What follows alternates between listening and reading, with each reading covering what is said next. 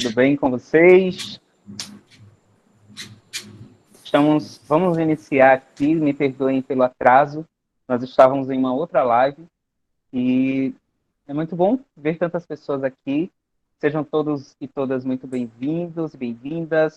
Está começando aí nosso webinário, nosso bate-papo com o Davi Farias, nosso convidado, do segundo Festival Riacho do Meio, um festival que ocorre no interior de Alagoas, para todo o estado, para todo o país, por meio da internet, né? Eu queria somente pontuar aqui que o festival é iniciativa da empresa ITF do Sena Produções, por meio da Lei Aldir Blanc, por meio do edital Dinho Oliveira de Produção Cultural da Secretaria de Estado da Cultura de Alagoas. Inicialmente, eu queria que vocês se apresentassem, Roberta, Davi, fiquem à vontade, e vocês também que estão aqui participando, fiquem à vontade, liguem a câmera, conversem com a gente, que esse aqui é um espaço aberto para a gente conversar sobre produção cultural, produção teatral no interior, no estado de Alagoas. Davi, é com você. Então, mais uma vez, boa noite a todos e todas. Ninguém é obrigado a ligar a câmera, lógico, mas sinta à vontade, aos poucos, para a gente ir conhecendo, ouvindo, sentindo, sorrindo, enfim. Eu acho que, na verdade, se quem não quiser ligar a câmera, mas quiser ligar o microfone e fazer as perguntas durante o webinário, e também no próprio chat aí, eu acho que é mais interessante do que a gente começar a falar, né, sobre a gente mesmo, e às vezes a gente vai por caminhos que vocês... Aliás, acho que tudo é importante que a gente fale, mas acho que vocês fazendo as perguntas para a gente vai respondendo em cima daí. Mas, em resumo, eu acho que no próprio fly que os meninos fizeram, tem falando, né, o pessoal do festival, a produção, eu sou ator de teatro, diretor, performer, dramaturgo, construo espetáculos de teatro, seja totalmente autoral ou adaptações de textos clássicos. Sou professor da Escola Técnica de Artes na área de teatro, interpretação, produção cultural e performance. Os outros cursos, quando eu leciono, eu também leciono a produção cultural e a elaboração de projetos culturais. E estou atualmente numa nova gestão lá por mais 4 anos, ou seja, o primeiro ano foi totalmente pandêmico, né? Então a gente pode, acho que esse assunto, acho que é mais para amanhã, né? Como é que foi a ETA, como é que a ETA conseguiu produzir tanto mesmo na pandemia. Basta dizer assim um spoiler de amanhã que o primeiro projeto, entre os primeiros projetos da Universidade Federal de Alagoas, na pandemia, para a pandemia, em combate ao coronavírus, em termos de prevenção, o curso de moda, ou seja, um curso artístico da Escola Técnica estava envolvido, mas o primeiro que entregou aquele propósito foi da ETA, né, que é o ETA Solidário, que era produzindo máscaras e capotes cirúrgicos. Então, assim, por mais absurdo que possa parecer, ninguém estava preparado para isso, as fábricas não estavam preparadas, vocês viram que acabou o álcool em gel, não tinha máscara na cidade, a gente mesmo achou que era uma besteira, então as pessoas começaram a produzir suas máscaras, e ainda mais o capote cirúrgico, né, que era aquela roupa total para os médicos, que não adiantava, não baixava assim. Então, assim, foi na ETA. Então, a gente vê como... e aí, por que foi um sucesso o projeto? Além das professoras e dos alunos e das alunas quererem arregaçar a manga, pegar as máquinas de costura, teve que existir uma produção por trás disso. O flyer, criar uma identidade visual, divulgação, procurar assessoria de comunicação, Instagram, Facebook, como seria a organização, a logística de quem ia doar, como doar. As pessoas estavam com medo de sair de casa, então começaram a gente criou, na verdade, muitos armarinhos e lojas de aviamentos não estavam com serviço de delivery, soube da nossa ação e começaram a fazer especialmente para ação, e deu tão certo que continuou a funcionar. Então, assim, a pré-produção de qualquer coisa, ela já demanda, já vislumbra o sucesso daquilo acontecer. E isso é para a vida como um todo, né? Quando a gente se organiza, quando a gente se prepara, as coisas... Lógico que muita coisa improvisada, muita coisa por acaso dá certo também. Faz parte. A gente não pode fazer do improviso a regra, né? Quando tem que estar preparado para, se precisar ter um improviso, a gente improvisar. Mas eu acho que esse planejamento, que no nosso bate-papo sobre produção teatral ou cultural, a pré-produção é de extrema importância. Então, assim, é isso. Eu tenho um lado artístico, eu tenho um lado artístico, tenho um lado de professor e tenho um lado de gestor. Os três se complementam, eu amo os três, tento que um não sucumba ao outro.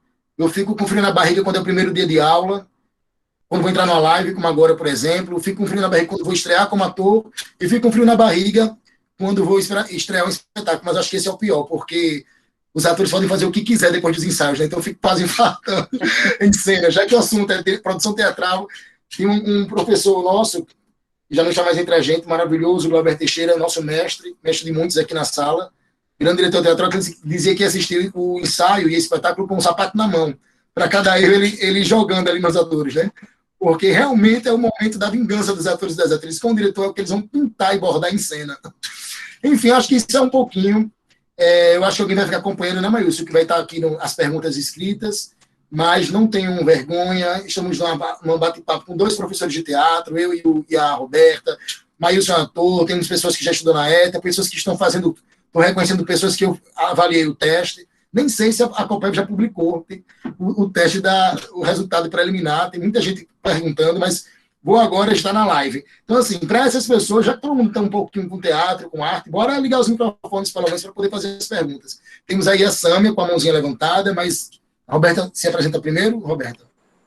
Isso, quero desde já agradecer, né, o professor Davi Farias, aqui bem formalmente, a gente realmente precisa falar, mas eu e Davi somos amigos fora do palco.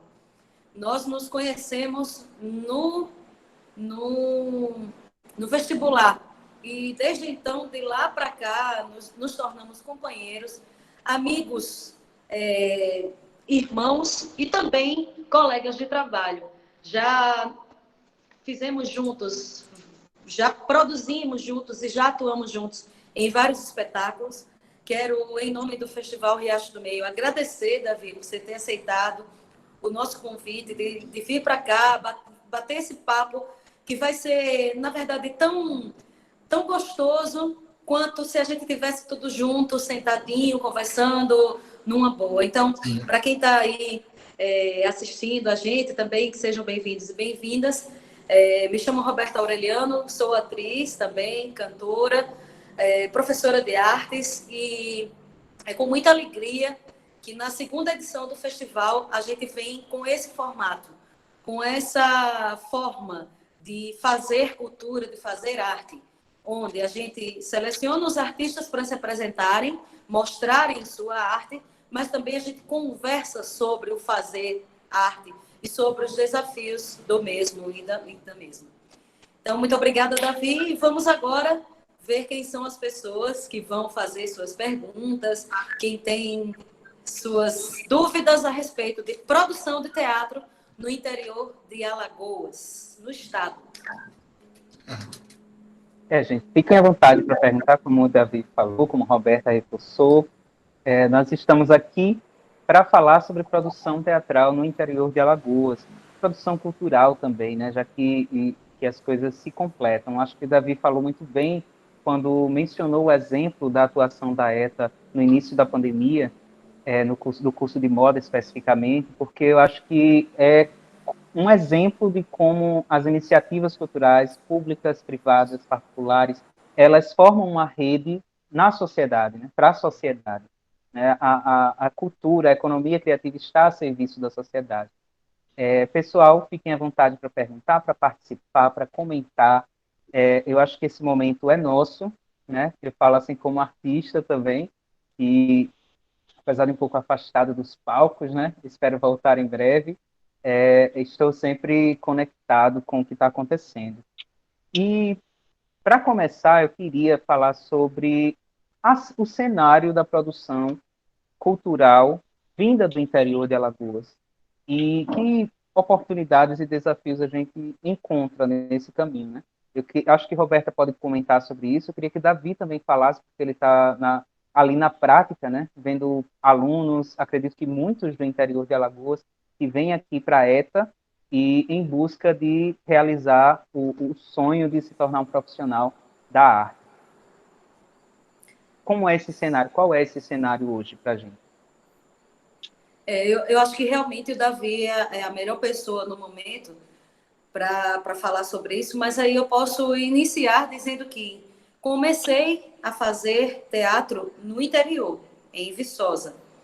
E, na verdade, comecei muito antes, em Arapiraca, quando morava em Arapiraca, quando meu pai convidou todos os meus amiguinhos, os vizinhos da rua em que a gente morava, para a gente produzir no quintal de casa um espetáculo e chamar os próprios vizinhos, os próprios amigos, os próprios familiares para assistir a peça que a gente estava montando.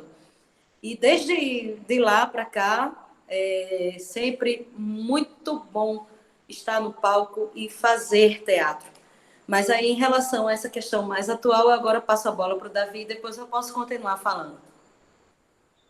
Certo. Eu vendo que tem algumas pessoas, como está todo mundo aprendendo, né? Por exemplo, quando a gente começou a usar o Google Meet nas aulas, nas reuniões da ETA, no auge da pandemia, para mim era um caminho, era um local desconhecido. Então, ele se atualizou, não sei há quanto tempo. Então, quem não conhece ainda, aqui no lado direito, embaixo do computador, tem a mãozinha aqui. Quando a gente quer falar, a gente pode levantar a mão. Depois que fala, baixa a mão, porque ele não consegue adivinhar ainda quem a gente falou.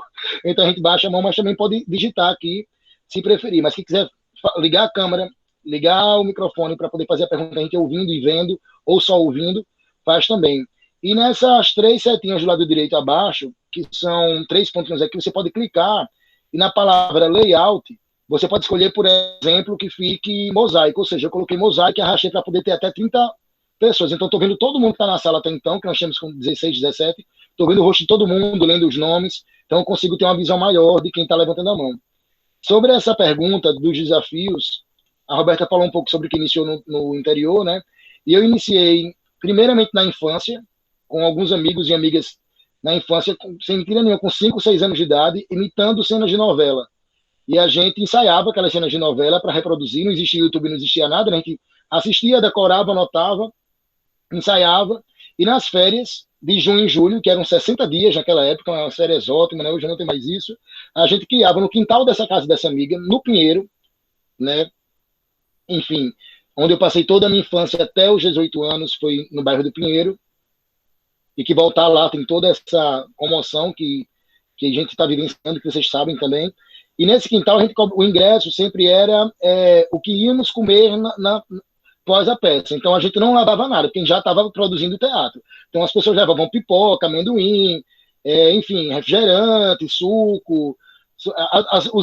Os pais davam lanche para as crianças, que eram nossos amigos, para poder ser o ingresso. E a gente juntava tudo e no final a gente ia comer aquilo ali junto com o público, conversando, inclusive, sobre a peça. Então, é engraçado que a gente já pensava nessa época onde seria, a gente fazia no quintal, então tinha um espaço onde era a divisão do público, com cadeiras e almofadas e esteiras, o espaço do palco, e tinha um espaço que nos levava, onde era a lavanderia, tinha um quartinho onde guardava umas roupas de passar e tal. E esse quarto era o camarim, que também tinha um banheiro. Então a gente tinha já uma noção de público, palco, camarim, e ainda mais, a gente improvisava algumas luzes, como lanternas, para ser a luz cênica, lanternas, candeeiros e tal.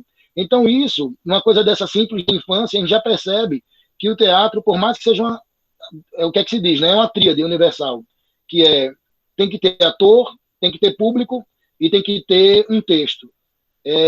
Se nós temos um texto e o ator, eles estão só ensaiando, se não tem público assistindo. Se temos só o público, o teatro está vazio, ele está ali para contemplar o espaço do teatro. Né? E se nós temos o público e o ator, e os artistas, os atores, as atrizes, e eles não comunicam nada, então também não tem teatro.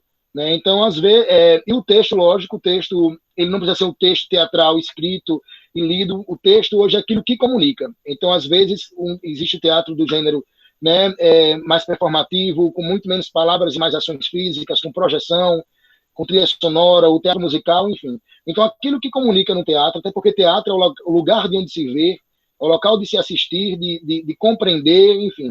Então, quando tem atores reunidos e atrizes reunidas, comunicando e um público assistindo, o teatro acontece. Então, a gente sabe que a gente pode... É muito importante olhar esse olhar simplificado para saber que a gente pode fazer teatro reunido com poucos amigos em casa, na praça, no interior, na capital, na metrópole, com nenhum recurso, e como podemos também fazer com muito recurso. E querer fazer com muito recurso não é querer dificultar. É o processo de profissionalização da gente, onde cada artista vai estar na sua função. O diretor, o ator, o roteirista, o iluminador, o produtor, o cenógrafo, o figurinista. Nem sempre quem desenha o figurino costura, a costureira que vai executar aquele figurino, o sonoplasta, nem sempre quem vai fazer a pesquisa musical, para naquela cena romântica ter um clima romântico, na cena mais tensa tem uma música de suspense, quem vai fazer a pesquisa musical, ou seja, a concepção de sonoplastia, o sonoplasta é o operador do som, às vezes alguém vai estar lá colocando play e pause, em qualquer teatro às vezes é uma pessoa diferente, então assim, às vezes pode ser a mesma pessoa, mas nem sempre é, então por isso quanto mais a gente vai sendo profissional, tendo cada profissional responsável por sua área, nós vamos aumentando essa folha de pagamento para um espetáculo de teatro acontecer, vai oportunizando empregos, oportunizando pessoas, oportunizando experiências, e isso vai ficando lógico, de certa forma, onerando essa folha, e para isso a gente tem que recorrer realmente a apoios culturais, a patrocínios, a apoiadores. Falando sobre, depois disso, uma coisa muito importante da minha infância foi as escolas, as extintas feiras de cultura, que eu acredito, eu ainda quero puxar esse movimento.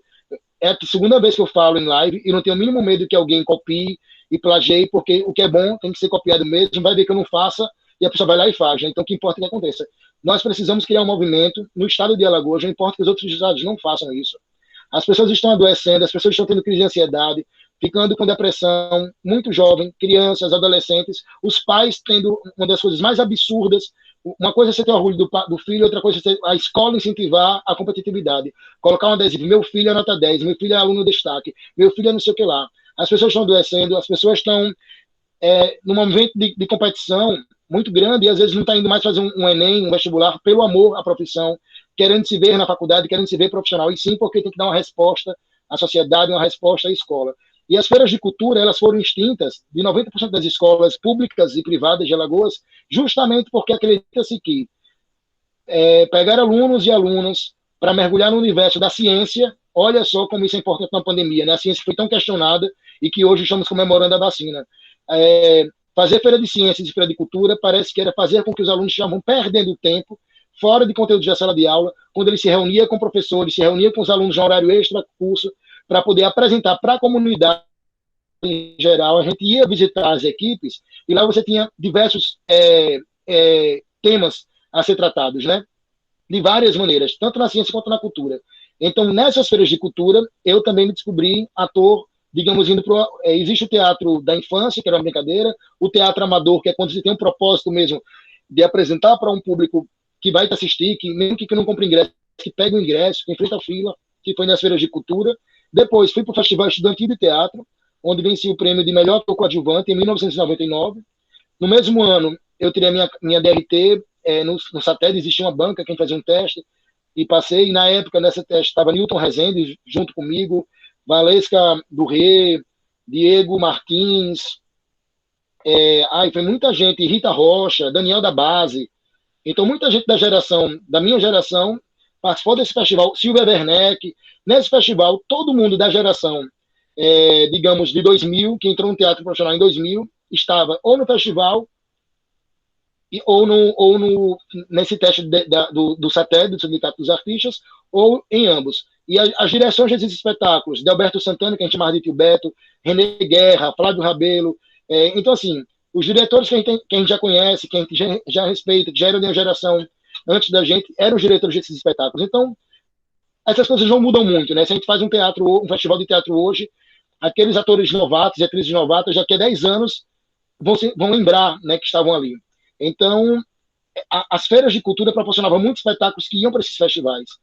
Então, foi assim que eu comecei o teatro, nas brincadeiras de infância, depois nas feiras de cultura, o Festival Estudantil de Teatro, devido a feiras de cultura, me traz para o caminho profissional, porque pessoas da banca já me convidaram para poder fazer um espetáculo adulto com Lael Corrêa, A História Mal Dormida de uma Viagem, um espetáculo com 20 artistas profissionais, eu acho que eu e mais 2 eram iniciantes, e era um espetáculo adulto, e a Revolução dos Brinquedos, que é um espetáculo infantil da Recicla Companhia Teatral. Então, assim, devido ao teste e ao Festival de Teatro, que era uma vitrine de novos talentos, eu entrei no teatro profissional e logo em seguida fiz o curso para ser professor de teatro. E aí vem os caminhos.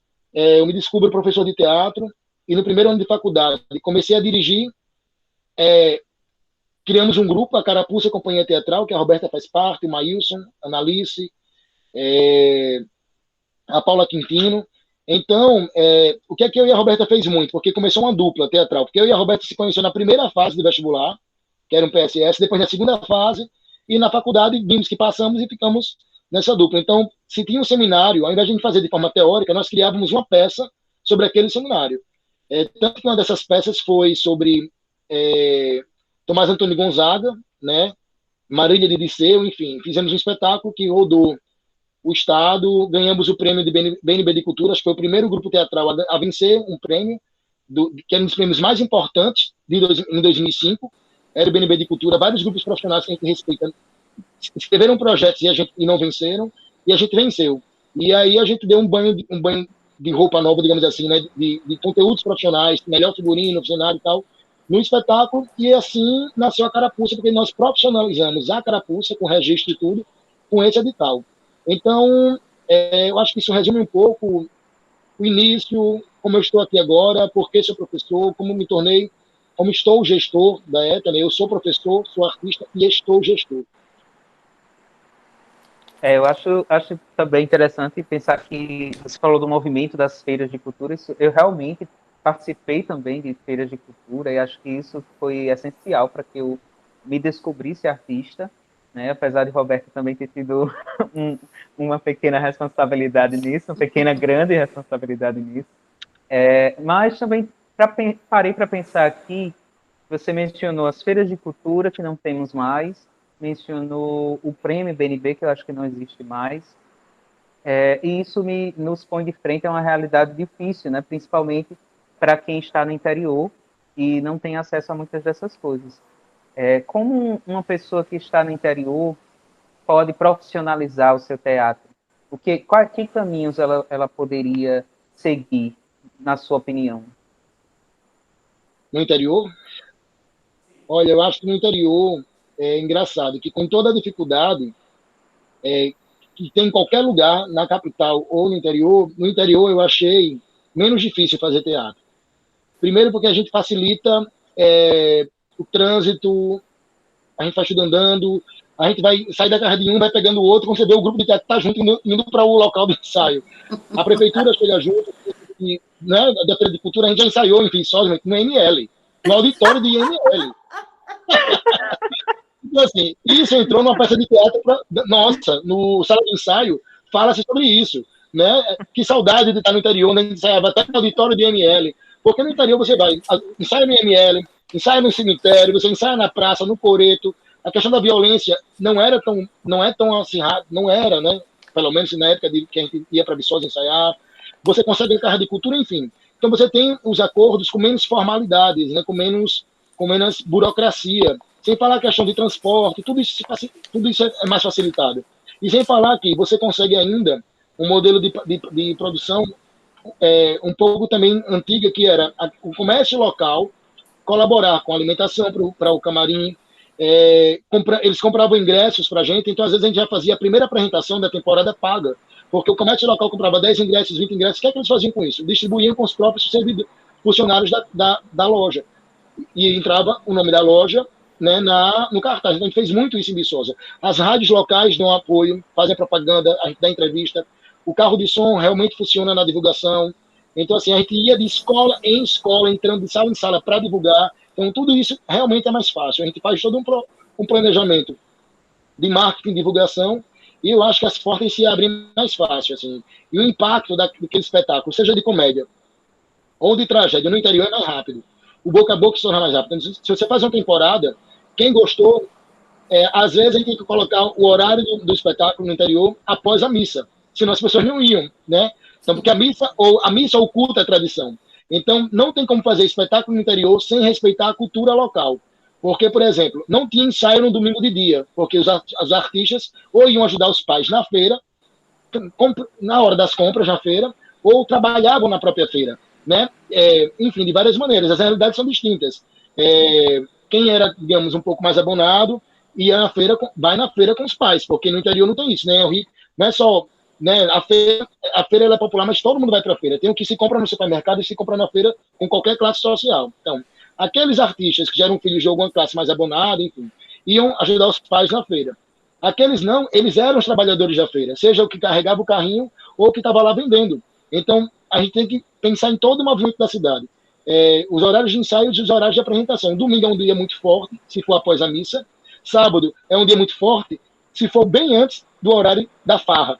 Porque no interior as pessoas também, né, se divertem muito, seja com o show que vai ter, ou seja com a farra na praça. Então, no sábado, por exemplo, a gente sempre fazia no máximo às 19 horas, que as pessoas se arrumavam, iam para o espetáculo, 19, 8 horas no máximo, porque às 9, quando sai do teatro, a gente ainda proporcionava aquele público imenso ir para os bares, para a choparia, para a sorveteria, para a pizzaria. Então, gente, não tem como. Quando algo da cultura se move, tudo se move junto. Né? A economia criativa é uma coisa incrível.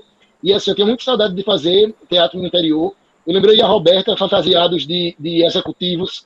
A Roberta salto alto. Nem mototáxi a gente pegava em Viçosa, indo de escola em escola divulgar, sol de 40 graus, eu acho, em Viçosa, com a sombrinha, né, da Roberta? E o guarda-chuva para poder. Aí chegava na porta da escola, se secavam, de sala em sala divulgando. E a gente sempre foi casa lotada em Viçosa. Então, assim, a minha experiência do teatro interior são com as mesmas dificuldades da capital, mas eu acho que tem é o sonho de qualquer diretor, porque o processo ele se torna rico, porque é como se fosse uma residência artística.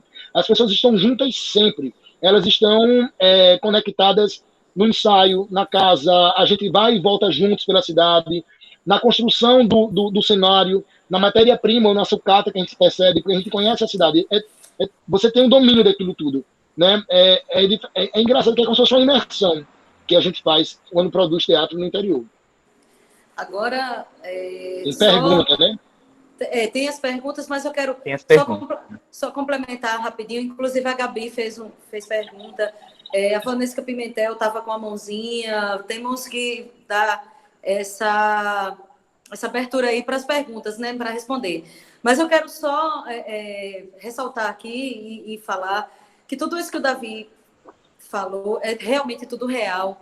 A gente viveu isso e eram dias, eram meses, foram anos de realmente muita realização pessoal enquanto artista. A gente poder sentir que a cidade estava junto com a gente produzindo aquele espetáculo. Nós não estávamos sozinhos. Não eram só os artistas que estavam produzindo, a cidade inteira estava junta para querer ver aquele espetáculo dar certo, querer ver aqueles artistas ali, mostrando o seu trabalho. Porém, a gente não pode generalizar e dizer que sempre foram as mil maravilhas, porque ao mesmo tempo em que a gente tinha tudo, mas para se profissionalizar, às vezes se tornava difícil justamente por ser no interior. Então, era quando a gente passava a buscar a profissionalização através do curso de licenciatura da UFAL, né? do curso de teatro licenciatura da UFAL e da Escola Técnica de Artes. Hoje, muito mais acessível, com muito mais recursos, né? Mas que profissionalizou e profissionaliza tantos artistas. Né? Eu acho importante a gente dizer que para se profissionalizar no interior é muito mais complicado. Mas vamos às perguntas. Vamos. Isso, vamos às perguntas. Acho que as colocações foram bem pertinentes. E eu vou começar pela Gabi, depois a gente vai para a Vanessa, que ela já estava com a mão levantada faz um tempo. A Gabi fez a seguinte pergunta: vocês acham que existe o teatro digital? E o que acha sobre essa linguagem que tanto se falou agora na pandemia como um meio de fazer teatro num momento como esse, tão difícil para nós artistas? Não esquece da minha pergunta, ela ressaltou. Gabi. Então, Gabi Ferreira. Eu compartilho com a Ivana que, ao mesmo tempo, é importante a gente estar produzindo algo para não estarmos parados na pandemia, de extrema importância, se a gente engessa, e a gente tem que encontrar um nome para isso, mas isso não é teatro. Né? Se aquilo que foi apresentado, que está sendo gravado, e as pessoas estão assistindo em casa, por acaso tem algum público ao vivo ali, mesmo sem aparecer assistindo, esse público está vindo do teatro, que por acaso está sendo gravado. Agora, aquilo que chega para a gente através da tela não é. A gente sabe que um espetáculo feito do começo, meio e fim, para valer, e sendo filmado por vários ângulos, até mesmo pelo ângulo do público. Quando você vai gravar um espetáculo de teatro, não sei se todo mundo sabe isso, e você vai mandar para um festival, é proibido que tenha edição. A câmera tem que estar parada na visão do público. Você não pode dar um close em um ator se o espetáculo tem outros atores em cena, porque o olhar do público o diretor pensou no todo, tudo em cena. Então, mesmo que a câmera esteja ali filmando ao vivo um espetáculo real, você está assistindo a gravação de um espetáculo de teatro. É o que mais se aproxima, né? A visão do ator, a câmera na visão do público, gravando aquilo ali ao vivo. Você está vendo, sentindo, vendo as pausas, vendo os improvisos e tal.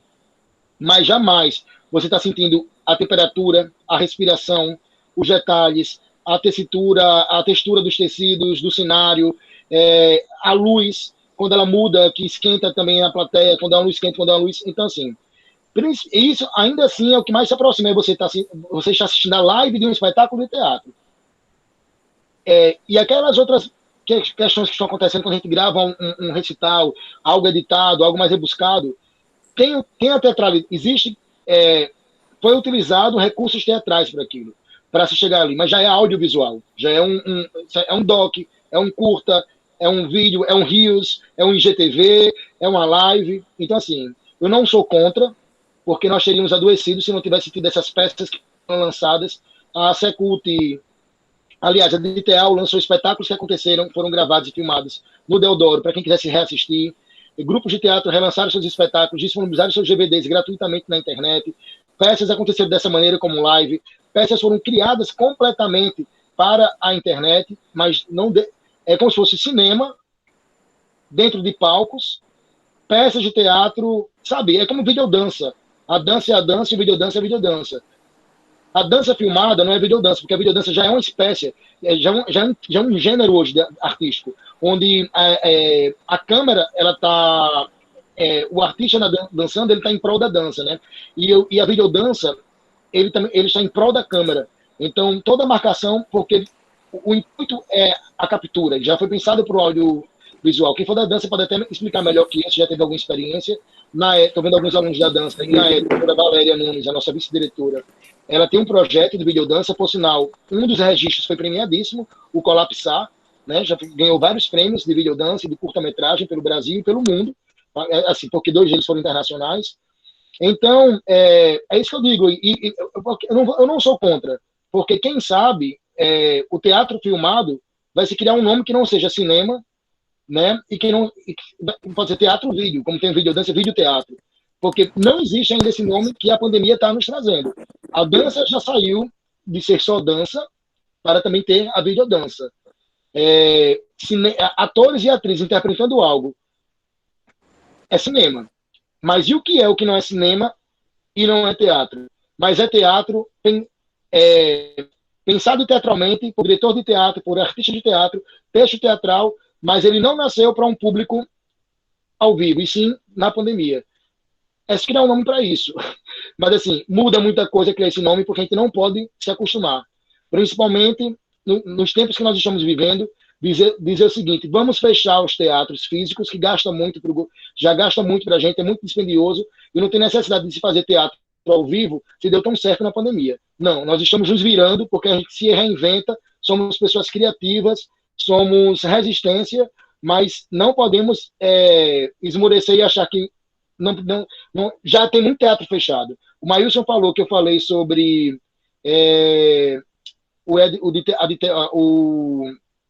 as feiras de cultura, né, que já estão extintas.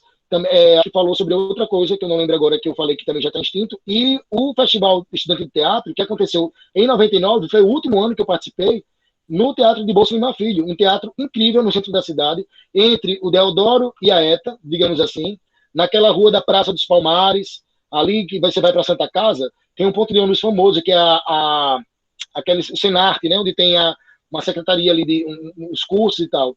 Ali no primeiro andar tem um teatro incrível, que você tem uma rampa, tem umas esculturas gregas e tal, com pé direito altíssimo, imenso, assim.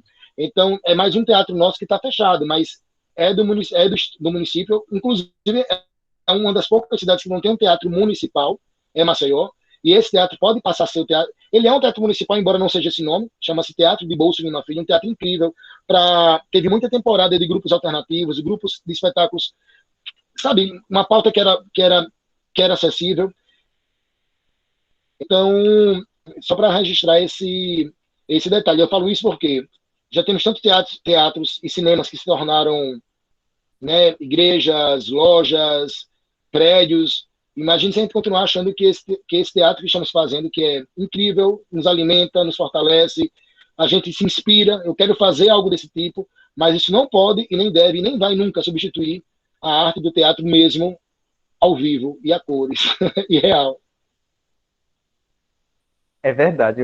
Eu, particularmente, se me permitem dar uma opinião, eu concordo plenamente com o que o Davi falou. Eu queria até compartilhar que eu tô fora do palco desde 2015, então eu passei a ser público, e um público muito presente. Eu fui para muitas peças nos últimos anos e senti falta de ir ao teatro neste último ano de pandemia. E fui atrás de experiências teatrais, né? Assisti diversas peças online, assisti as gravações que a Editel disponibilizou, e no final, apesar de ter achado lindo, inclusive uma delas foi do grupo Magilula de Recife, eu saí aos prantos, fiquei vários minutos chorando, até compartilhei com a Roberta, que foi uma experiência incrível, mas eu tinha plena convicção que aquilo ali não era teatro, não era a experiência que eu, como público, tinha ao ir ao teatro, ao assistir teatro, no teatro ou na rua. E acho que isso é muito importante de pontuar. Aquilo não é teatro, apesar de ser incrível. Gostaria de falar rapidamente. É que agora, em março, dentro também dos projetos da Lei Aldir Blanc, eu estarei em cena, fazendo teatro, web teatro, vídeo teatro, com o espetáculo que já há 8 anos eu venho participando, que é o maior espetáculo ao ar livre dos sertões brasileiros, que é o Massacre de Angico, a Morte de Lampião, que acontece em Serra Talhada, em Pernambuco, que não aconteceu em 2020, obviamente, né, devido à pandemia, e que agora, em 2021, nós vamos reinventar, vai ser preciso também fazer uma adaptação do texto, da forma como vai se apresentar o espetáculo, onde vão ser divididas cenas para que a gente possa sair do teatro ao ar livre para ir para um palco de teatro italiano e ser filmado, para apresentar isso na internet de forma online. Então, olhem como para, assim, vai ser interessante que a gente vai fazer, vai ser uma experiência, vai ser legal. A gente vai estar apresentando um espetáculo que ficamos esperando 2020 a gente apresentar. Mas não vai ser a mesma coisa, gente. A experiência de fazer o Massacre de Angico é única, porque é ao ar livre, são 5 noites de temporada. Já há 8 anos, como eu disse, eu venho fazendo o papel de Maria Bonita, e por noite a gente tem um público de 5 a 8 mil pessoas, que é um espetáculo gratuito, onde as pessoas vão assistir de toda parte do Brasil. Tem gente de toda parte do Brasil que vai assistir. Dessa vez, a gente vai ter que se resumir a um palco pequeno, italiano, sem público, e apresentar para a câmera e esperar que as pessoas assistam. Então, assim, eu queria só compartilhar com vocês essa experiência que agora em março a gente vai ter que fazer, e que eu digo, não, realmente, ainda não fiz, mas já não sinto o mesmo prazer, a mesma energia, a mesma vontade que é estar no palco com o público presente, né? Acho que eu precisava falar isso aqui, faz parte do contexto. Certo. Era a Vanessa que queria perguntar, era? Isso, agora temos a Vanessa, que estava com a mão levantada desde o início. Gabi respondeu aqui, obrigada, e também concordo, verdade. E Vanessa, cadê você? Cansou da mãozinha, Vanessa, de tão tempo que ficou em tela. Eu gostaria de dizer que eu não sei se vocês sabem, mas eu achei que a mãozinha assim era dando tchau. Vanessa! Eu entrego em gente, tem que dar tchau. Oi. Vamos apresentar a Vanessa. Vanessa agora entrou numa armadilha. Vanessa é uma das grandes produtoras culturais e teatrais da nossa cidade. Trabalha com lei, legislação, direitos autorais, né? de uma das companhias também mais antigas da cidade, Joana, né, que agora é a Associação Cultural Joana Gajuru. E aí, Vanessa? 26 anos de Joana 26 Gajuru. anos. 26 anos. O que é que mudou do... Inclusive, Vanessa, com a turma do Joana Gajuru, faziam ETA, na época, que era o curso de formação de ator, em uma oficina, né, com o Lindolfo Amaral, diretor do grupo Emboaça, de Sergipe. Nessa oficina de teatro de rua, eles se apaixonaram e aqueles que tinham mais afinidade se reuniram e criaram o Joana Gajuru. Então, assim, através de uma oficina de teatro, né, na Praça Sinibu, no curso de formação de ator. Então, como o ensino público, como as oficinas gera grupos de teatro, né? Então, o que é que mudou, Vanessa, de lá para cá, nas dificuldades e como é que se diz, as delícias, né? E os dias de glória e os dias de luta na produção teatral. Você para de graça que eu fiz o aceno, mas eu já fiquei pensando na pergunta. Mudou muita coisa, né? Mudou muita coisa, né, minha gente? Assim, e a pergunta até que eu ia colocar era isso. Primeiro, era uma reclamação que eu preciso fazer, seríssima. Roberta, para de graça, tudo bem, vai para a Serra Talhada há 8 anos, mas volta para o palco aqui.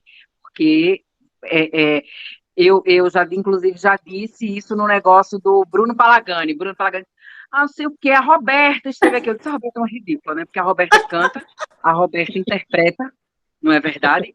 É uma ridícula. Eu detesto a Roberta. A Roberta é um padrão que a pessoa olha assim, diz que é isso, minha gente. Mas aí, sobre o ridículo, é porque é a mania que eu tenho de falar, viu, minha gente? Quem não me conhece e precisa voltar. Te Minha amo, filha, Vanessa. oi? Te amo, mulher. Eu também. Para de graça. Serra Talhada, vai para Serra Talhada, mas vem para cá, vem me talhar aqui. Pelo amor de Deus, né? De graça. Volta para os nossos palcos, né?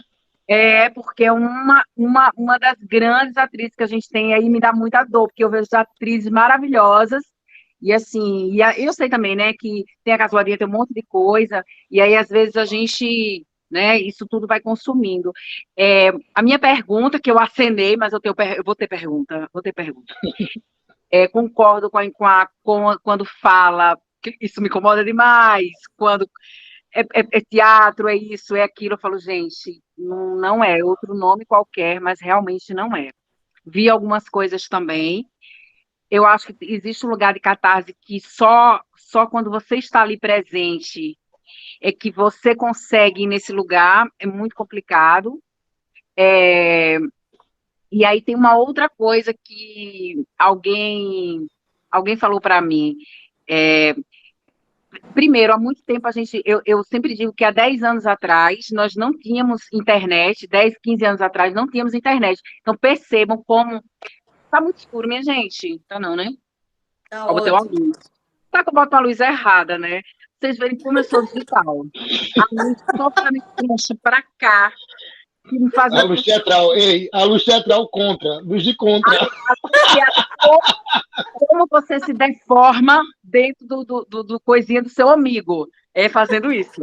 Olha aqui, somos todos professores, então isso é uma coisa didática. Gente, para quem não sabe, no teatro, essa luz que vem de trás do artista chama-se luz de contra. Às vezes é para dar um efeito, para parecer que é pronto. Uma silhueta, uma silhueta. Uma silhueta. Novela Viagem. Horrível. Ela agora está iluminando os olhos. Como se destruir dentro de uma live. Como se destruir dentro de uma live. Aí... Olha, e aí, assim... Ai, minha gente, me perdi, mas eu ia fazer uma pergunta importante. Não. Sim, acho que não é, acho que não, acho que é outro nome. E aí, sim, há 15 anos atrás nós não tínhamos. E eu falo sempre isso, eu disse assim, a gente está tentando ver esse lugar. Há 15 anos nós não tínhamos internet e ela muda completamente. Por quê? Porque está vindo uma nova geração aí. A gente sabe que é mais cômodo não sair de casa, é mais cômodo ficar em casa, é algo muito rápido. A gente tem aí, né, os pais, até esse lugar mesmo de construção agora dessa criança, tiro pelo meu sobrinho, né? Meu sobrinho, eu falo olá, é melhor falar pelo celular com ele. Estamos juntos, pelo celular, né? Porque, e é complicado, mas também por quê? Porque vai ser algo do cotidiano dele. Eu lembro que logo quando começou isso, o Leandro Carnal foi para Portugal e um professor disse assim: professor, os meninos hoje em dia usam sempre o computador e o lápis, eles não sabem escrever. Eles não sabem usar o lápis. Era uma coisa assim. E aí ele disse assim, aí ele comentou assim, sim, mas é uma outra forma dessa construção também. Ele não falou isso, não, ele falou outra coisa muito melhor que eu estou lembrando agora. Mas eu lembrarei em algum momento dessa live, talvez. Mas a pergunta para Davi. Dessa live ou dessa live? Desse webinário. Não, dessa live dessa vida. Né? Um dia você lembrará, nesta live ou nesta live. Ou seja, nesta vida. Aos 90, 80 anos você vai lembrar. O rei do trocadilho. E eu falei, gente, o que é um webinário? Aí liguei para Alex Walker. Falei, Alex Walker? O que é um webinário? Aí ele disse, é um seminário da web. Eu falei, é mesmo, né? Deve ser isso, porque todo mundo é webinário. Eu falei, juro. Eu falei, gente, que é um webinário? Aí eu fiquei, aí eu ligo para ele e falo, me responda agora. Aí ele vai e diz. Mas aí, o que eu estou colocando é que eu sou, por exemplo, de uma geração de transição. Eu nasci sem internet. Uma parte da adolescência escrevendo com lápis, fazendo ditado, sem escrever com os teclados. E aí, agora, em determinado período, eu tenho que reaprender esse lugar. E aí eu também deixo essa reflexão, né? Esse lugar agora também de ocupação da arte, como é que a gente vai fazer isso? Quando você também tem uma geração que é uma geração em outro lugar, e é uma geração também que a construção está sendo outra, completamente diferente, assim, né? Até dos pais, assim, até isso. Por exemplo, a Cora, minha filhada, filha de Ivana, ela parece que está fazendo tá fazendo youtuber a toda hora, ele faz. Oi, tia Nesca! Então, é uma modulação. Eu falo, que modulação é essa, menina? Exceção. Mas aí eu lembro que meu sobrinho está com a mesma modulação. Oi, amiguinho! São todos cariocas, né? Todos carioca, porque eles são cariocas, né? Os youtubers são moços infantis, são todos tiam com sotaque. Qualquer criança, tudo igual. E aí a gente está vendo o tempo inteiro esse lugar, né? E aí, como é que você vê isso vamos ter que nos reconstruir, vamos ter que nos reconstruir, ou será que esse espaço retoma e esse espaço ainda perdura muito tempo, né? Esse espaço desse contato físico, enfim, é isso. Olha, um beijo a todo mundo que está aí, beijo beijo Beta, beijo Davizinho, e beijo todas as outras mais 14 pessoas que eu estou lendo aqui, que deve ser contando com os 13 comigo. Então deve ser... Maravilhosa! Beijo. Beijo. Beijo, Vanesca. Olha só. A Vanesca perguntou, Davi, você vai responder agora? Foi o quê mesmo? Já vi. Vamos. Presta atenção, Davi, presta atenção. Eu vou tentar resumir. Então, a Vanesca, ela colocou uma reflexão que eu considero muito pertinente sobre... A gente já definiu aqui entre nós, né, que aquilo que a gente vê na internet, que a gente viu durante essa pandemia, não é teatro. Mas a gente não sabe o que é. A pergunta da Vanesca foi, diante desse cenário, a gente vai ter que se adaptar? O espaço físico, ele ainda tem uma vida longa pela frente? Qual é a sua opinião sobre isso? A gente vai ter que ocupar esse espaço na web?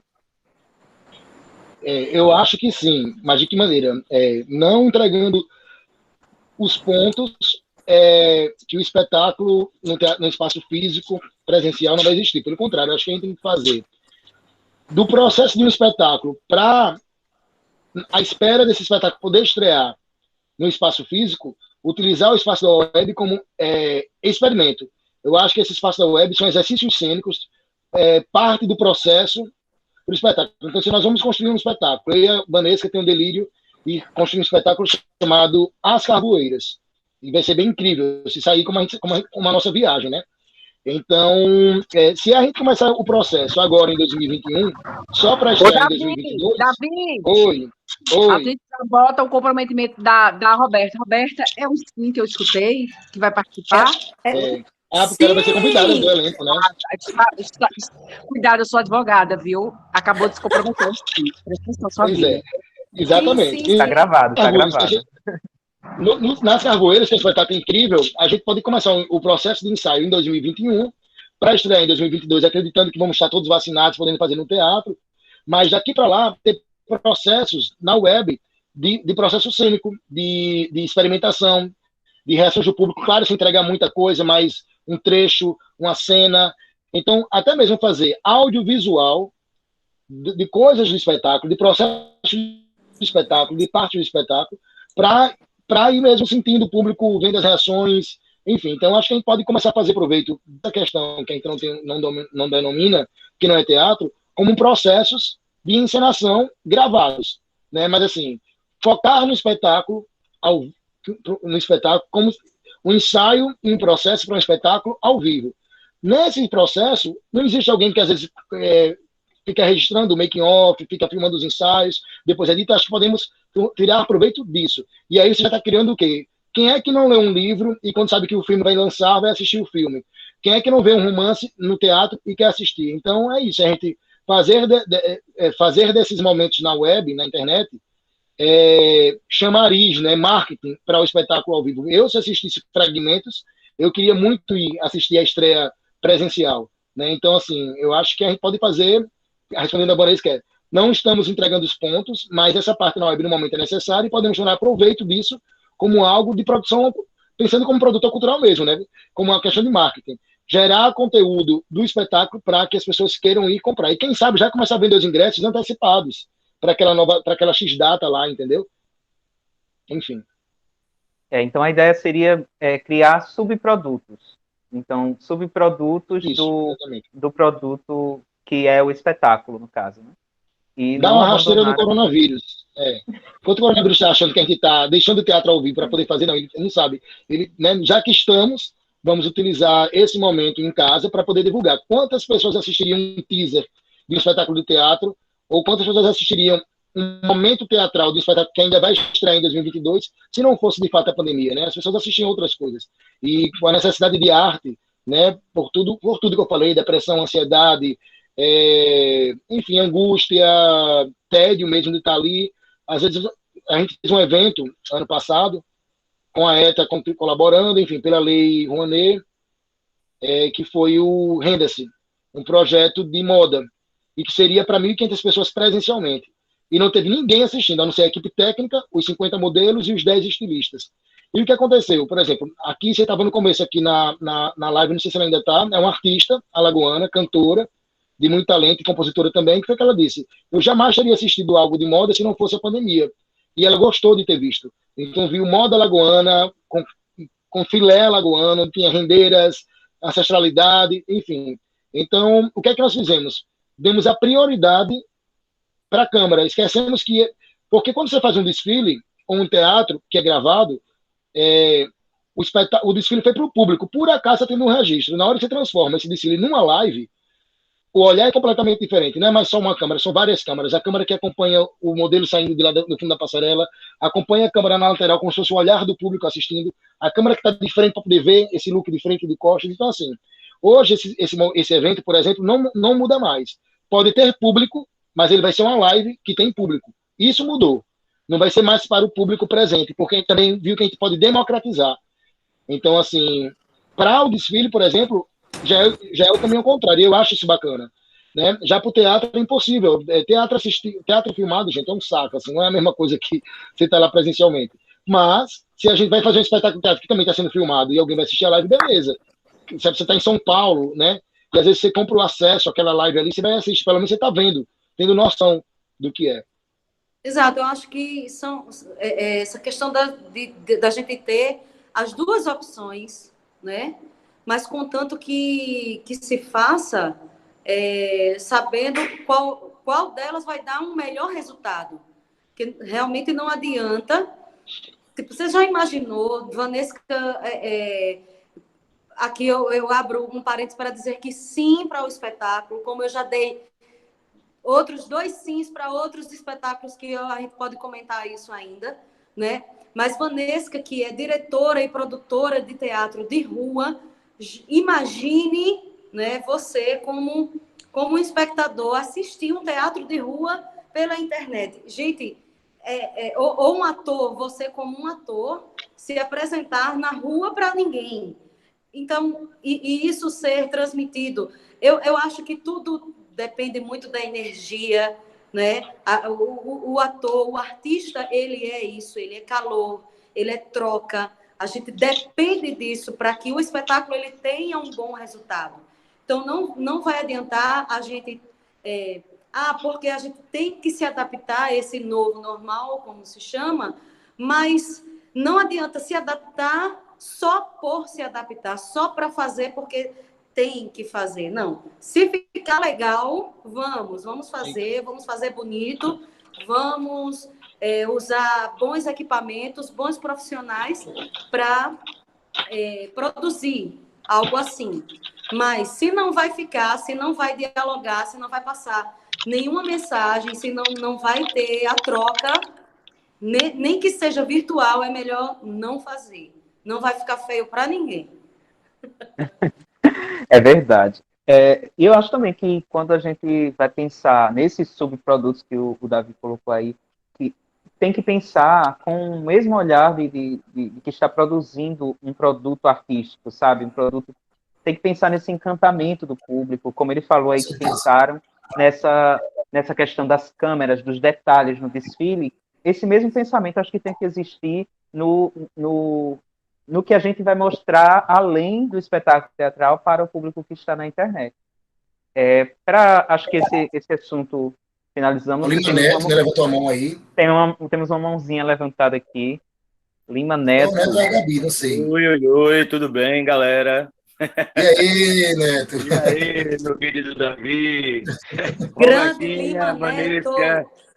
Maílson, prazer revê-los. Veja só, eu fico feliz em participar, né, da live e, ao mesmo tempo, eu queria até compartilhar com vocês que para mim foi um pouquinho difícil, porque eu também dou aula de teatro no estado e eu sei que esse ano de 2020 foi bastante complicado a gente tentar desenvolver um trabalho pela web que a gente teve, na verdade, um encontro estudantil.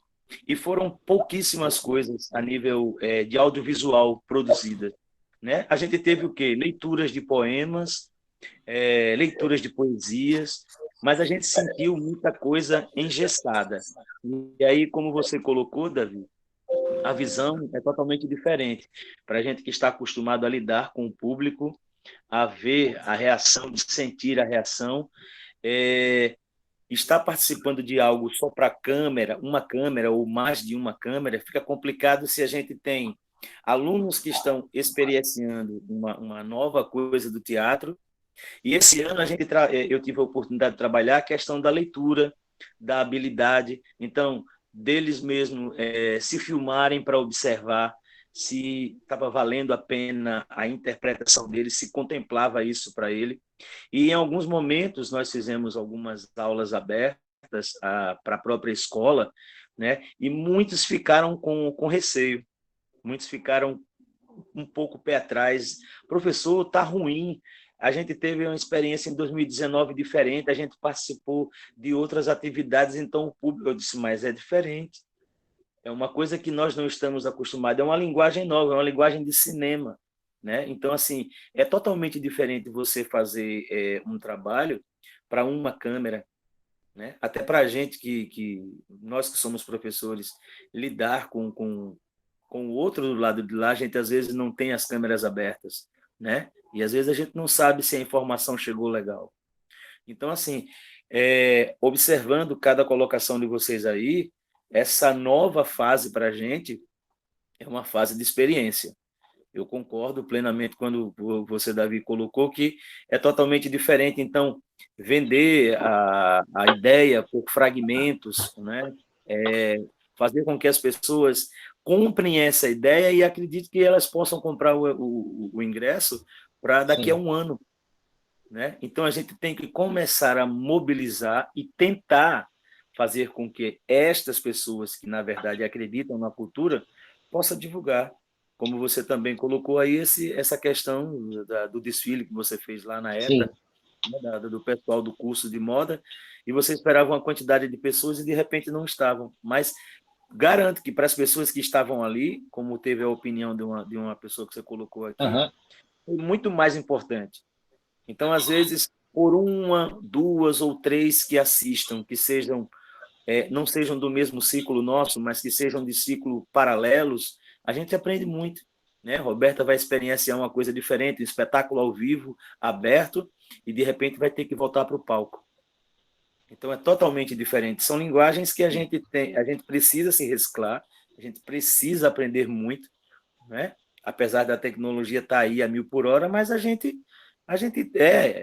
assim, a gente tem que buscar essa perfeição para se chegar, como você colocou, a vender por fragmentos, a mostrar por fragmentos uma cena, sei lá, um take, né? Uma sketch, vamos montar uma sketch do que vai ser uma coisa, ou até mesmo uma leitura dramatizada, que é o que está acontecendo muito lá fora. Isso. Né? A Aham. leitura Sim. dramatizada está sendo muito explorada. Né? Então, às vezes, o pessoal põe um figurino, põe um adereço, e só pelo fato da leitura isso já chama muita atenção, já Com causa um certeza. encanto, um impacto. Então, eu fico muito feliz com este desafio que a gente encara, né? Mas que não vai ser fácil para conquistar Não. mais uma etapa. Né? Então, assim, eu Pois é. agradeço muito. Esse papo está sendo super 10. Eu entrei aqui na live, eu estou aqui, muito E outra massa, velho, a coisa, galera tá falando isso. e nunca foi fácil, né, o teatro. Eu já fui para o Arena com 12 pessoas, eu era a 12ª pessoa na plateia ali, né? Então a gente sabe que nunca foi fácil o público, imagine depois disso. Então a gente tem que tentar tirar proveito desse momento para ver se a gente, quem sabe, a gente reverte essa situação, porque as pessoas podem começar a se interessar pelos artistas locais, né? Isso que você fala da leitura dramatizada é interessante, porque eu lembrei agora que o Esperando Godot, que eu dirigi com o Silvio Sarmento, aliás, Silvio Leal agora, né, com o Otávio Cabral, a Lara Couto e o Abides Oliveira, nós fizemos a leitura dramatizada do primeiro ato 30 dias antes da estreia. Gente, foi um sucesso, assim. Nunca vi um espetáculo não ser de comédia, tem todos os ingressos vendidos sempre um dia antes ou 2 dias antes daquela temporada, que foi sábado e domingo. A gente sabe que no centro da cidade, no Teatro da Arena, ir ao centro, né, não é mais, tudo, parece que pra gente tudo é mais difícil, meu Deus do céu. Né? Não é no shopping, não é no cinema do shopping, com ar-condicionado, com segurança, com toda a estrutura que a gente tem. Falta ter cinema no shopping, né? Lá no Rio de Janeiro, no shopping da Gávea, digamos, eu não lembro, mas assim, digamos que tinha 4 ou 5 teatros com outros cinemas. Então as pessoas vão ao shopping e lá vai olhar o que está em temporada naquele teatro, porque no mesmo teatro, às vezes, tem 3 espetáculos no mesmo dia, ou tem 3 sessões daquele mesmo espetáculo. Então você vai olhar assim, como você olha no cinema que está em cartaz, você vai e olha o teatro. Então isso é muito bacana. Quem sabe isso possa vir existir também. Enfim, e quando o Neto fala, isso é importante, porque a gente a gente não fica se sentindo frustrado, a gente divide as angústias. Eu vou dar agora em 2020. Em 2020, a UFAL criou o PLE, Período Letivo Excepcional. Estou vendo ali o Peixinho, né, Peixinho? Você participou do PLE ou já tinha se formado? Já tinha se formado, não foi? Tá desligado o microfone. Eu já tinha me formado. Né? É aluno de dança, então assim, quem não tinha se formado teve o PLE, que é o Período Letivo Excepcional. Então era assim, coisas relacionadas ao curso, ao projeto pedagógico, mas não era disciplina para valer. E era flexível para o professor, para o aluno e tal. E agora não, em 2021, o ano letivo de 2020.1, ou seja, que era para acontecer entre março e junho, vai acontecer agora em fevereiro. Ou seja, o aluno, ele pode até não cursar, mas ele vai perder um período, ele vai estar reprovado ou trancando o curso e vai atrasar a sua vida acadêmica. Se ele não quer atrasar a sua vida acadêmica, ele vai ter na universidade, tanto na graduação quanto na ETA, o semestre 2020.1 para valer, sendo que virtual. Ou seja, imagine para mim um professor de teatro de um curso 90% prático, né, embora dentro da prática também tem muita teoria, dá um semestre inteiro de forma virtual. O primeiro semestre, na resolução, proíbe que seja presencial, vai ser, e nem é híbrido, é apenas virtual. o segundo semestre, dependendo de como está o avanço da pandemia, a questão da vacinação, pode ser híbrido, momentos virtuais e momentos presenciais. Então, é um desafio, vai ter um módulo 1 agora, que vai iniciar. Então, já é um desafio a gente pegar um módulo 3 de qualquer curso, teatro, dança, música, moda, instrumento musical, que já conhece os professores, conhece a escola, já está na parte mais prática do curso e fazer virtual. Imagina para uma turma que tem uns que nunca colocaram nem um pé no espaço físico da ETA, não sabe nem quem somos nós, entendeu? Então, assim, e a minha disciplina, por exemplo, eu fui expulso com meus colegas, porque eu estou na gestão, então eu não tenho tempo de estar em sala de aula, aí eu fico brincando que eles me expulsaram, mas assim, com todo carinho, era para o meu bem, para eu nem prejudicar os alunos, nem prejudicar a gestão geral, né, da ETA, mas sem as viagens para Brasília, sem as viagens, não sei o que lá, eu estou encontrando um tempo, e eu vou explicar até porque eu aceitei, eu pedi para ministrar essa aula agora, pensando nos meus colegas. Não é fácil você dar a história do teatro brasileiro e mundial, 60 horas de aula, com a professora Carla Antonello, de forma virtual, e o Tony, que vai pegar o módulo 3, com montagem cênica, com 32 alunos numa turma de módulo 3, montagem cênica. É aquele módulo que você chega em sala, entrega o texto e já começa a trabalhar a montagem para estrear. Aí o Alex trabalha a estética com os alunos desse espetáculo, o professor Reginaldo Oliveira trabalha o corpo desse espetáculo para a estreia e o professor Jeová Morim a voz. Então eles vão trabalhar a voz, corpo, estética, de que e como, desse novo teatro, desse novo formato, e o Tony vai fazer o que todos os dias, com cento e tantas horas de aula, para montar um espetáculo. Então, assim, estamos todos perdidos, ansiosos, nervosos, inseguros, e eu vou dar para uma turma de módulo 1, que eu não conheço, improvisação teatral e jogos teatrais.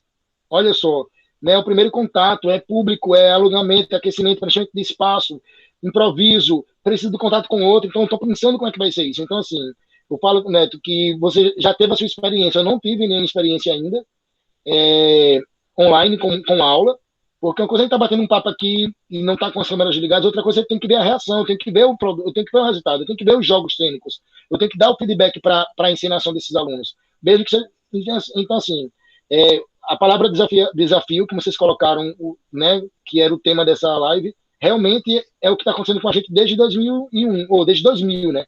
É desafio para a ciência, para a medicina, para professores, enfim, para pais, para mães, com as crianças assistindo aula em casa, enfim. Isso, o desafio é o tema que a gente vai perdurar ainda por 2021 por um bom tempo. É verdade. Diante desses desafios, a gente precisa encontrar soluções criativas, né? E somos criativos, né? Isso. Eu estava conversando, inclusive, com a Ivana Isa para uma entrevista sobre ela mesma, 25 anos de carreira dela, e ela falou sobre essa fé que ela tem no teatro se reinventar diante desses desafios que se apresentam. E eu até comentei uma questão, que eu não vou dizer parecida, que são dimensões diferentes, mas, por exemplo, o futebol, ele é transmitido na TV há milhões de anos, fala assim, né? E as pessoas se empolgam para ir aos estádios. Então, a gente precisa apostar na mesma emoção. As pessoas podem assistir esses fragmentos, esses subprodutos que o Davi colocou. Acho que é bom, inclusive, a gente desenvolver essa ideia, né, na nossa cena, e criar essa expectativa de estar ali ao vivo, de sentir a emoção que é estar em um teatro, que vai desde a fila, desde a expectativa pelo sinal, de ouvir o burburinho, de ver as luzes acendendo, a cortina abrindo. São experiências distintas e que a gente, com certeza, vai conseguir mostrar isso para as pessoas. E principalmente para essa nova geração, né? Muitas pessoas, inclusive eu vi isso, nunca foram ao teatro e acabaram numa sala com um espetáculo de teatro virtual, né? Então vamos levar essas pessoas para as casas de espetáculo. Lima, você tem mais alguma coisa para acrescentar? Não, tá tudo tranquilo. Eu queria só falar isso aí dessa minha experiência. Na verdade, a câmera vai aparecer um pouquinho torta, assim, viu? Tudo bem. Porque eu botei o bicho para carregar. Tive que mudar de posição aqui. Mas veja só, eu curti esse momento de desafio. Noto que preciso aprender muito ainda, apesar de trabalhar muito mais com a música. Mas até mesmo, posso ter uma experiência, até mesmo para a gente a música cansou enquanto live, sabe? A gente viu uma febre acontecendo de abril até junho, e de junho, meados do finalzinho de junho, até outubro, novembro, dezembro, o pessoal já estava, licença da expressão, de saco cheio de live. Ninguém aguentava mais live, né? Então, assim, os produtos já estavam esgotados, os artistas já estavam cansados de estar de frente para a câmera e não sentiam que massa, bis, não estava. Então, assim, é muito frio isso. Então, assim, para quem vai dar a aula, é preciso estar muito seguro, como o próprio Davi colocou. Como é que ele vai trabalhar? Improvisação. Os jogos teatrais. Como é que ele vai ver o artista lá, a pessoa que está se propondo a fazer um alongamento, e ele vai saber no visual do que o cara abriu a câmera, se está certo, se não está? Imagina para aquelas pessoas que trabalham no balé. Imagina para aquelas pessoas que trabalham com corpo de dança diferenciado. Né? Então, assim, é um desafio absurdo. Né? Então, são coisas que a gente não pode desistir. Então, se para a gente que já deu um passo, a gente sente uma certa dificuldade, imagine para quem não deu o passo. Mas eu acho que é essa questão da permuta, da ajuda. Né? A gente está aqui para se ajudar. Então, quanto mais a gente puder trocar figurinhas, melhor. Eu acho que o aprendizado ele vem Com certeza. mais aqui. Com certeza. Convidar artistas, convidar outros professores, né, para colaborar com a aula, dividir com esses alunos experiências, porque senão a gente não caminha, né? São 6 meses. Basta dizer que no módulo 1, por exemplo, tem 5 disciplinas, uma a cada dia da semana. Então já estamos pensando em estratégias. Quem é que aguenta, né, ficar todas as noites, de 7 às 10 da noite, e cada dia com um professor diferente, e depois de uma semana começa a acumular o trabalho da disciplina da segunda, com o trabalho da disciplina da quarta, e aí você começa a ficar confuso. Então nós estamos tentando estruturar, inclusive em maneiras de mini cursos, tipo a minha disciplina ser só eu dou toda aquela disciplina para o aluno ter esse sentido de começo, meio e fim da disciplina, e ele só passa para a próxima, só vai conhecer outro professor em um novo momento, como se fosse um webinário, um curso com começo, meio e fim daquela disciplina, para poder não confundir com tantas questões, porque além dos momentos assim que chamam síncronos, tem os momentos assíncronos. Então, assim, eu tenho que passar exercício para eles treinarem em casa e me trazer um resultado. Então, no momento que eles estão treinando isso, vai estar tendo várias outras disciplinas durante a semana, como é que vai ser isso? Então, isso mexe com todo mundo, né? Está mexendo com todo mundo. Então, às vezes, o aluno não quer ligar sua câmera, ele não mora só, enfim, por N motivos. Nós vamos tentar toda essa sensibilização. Estou vendo que tem candidatos e candidatas de vários cursos da ETA aqui, entrou e já saiu, mas assim, que fizeram um teste e tudo, e que está até ouvindo isso. Então, é importante saber, né? Que mesmo, esse mesmo nervosismo, às vezes até a frustração da primeira aula, ou primeiro mês, primeiro semestre não ser presencial, é para todos nós, né? E a gente também não sabe se não vai ser 2021 todo desse jeito, né? Então a gente tem que, é o que tem, melhor do que estar ocioso em casa sem fazer nada, né? Enfim. É verdade. Para a gente ir se encaminhando para o nosso fim, que nós já estamos aí estourando a 1 hora, eu queria aqui colocar mais um comentário que apareceu aqui. Isabelle Sena, ela fala que a cultura é o plano C para os gestores. Precisamos que os gestores tenham um olhar mais carinhoso. Acho que poderíamos encerrar com esse assunto, né? Talvez isso seja pertinente, principalmente para a nossa realidade, para esse momento. Nós estamos aqui, por exemplo, por meio de uma lei emergencial, de um investimento gigantesco que foi feito na cultura, e nos deparamos com essa realidade. É uma coisa que poderia acontecer. Não é uma questão que falta o recurso, falta talvez vontade política para fazer isso acontecer. Mas queria saber qual é a sua opinião sobre esse comentário da Isabelle. Eu acho que ela falou bem, né, um desabafo, e você resumiu, na verdade, você já respondeu, porque nós estamos... Não, mas assim, isso é importante, nós estamos aqui devido a uma lei, né, a Aldir Blanc, que foi tão apedrejada, por exemplo, a Lei Rouanet, que até o nome mudou o nome em vários governos, um atrás do outro, um cancelou o MEC, depois, né, o MINC, depois volta ao MINC, tivemos que fazer barricada no IFAM, em vários estados e tudo mais. Então a gente não para de lutar, não para, é sempre apunhalado, é sempre tem que estar se mostrando que somos importantes, né? O que teria sido dessa pandemia, com tanta gente adoecendo, se não fosse a live dos musicais. Até teve uma piada que falaram que o meio dessa segunda onda agora era vir uma segunda onda de lives, né? Que já começou, estamos aqui, por sinal. Tivemos aí mais de 20 pessoas entrando e saíram, porque somos resistência.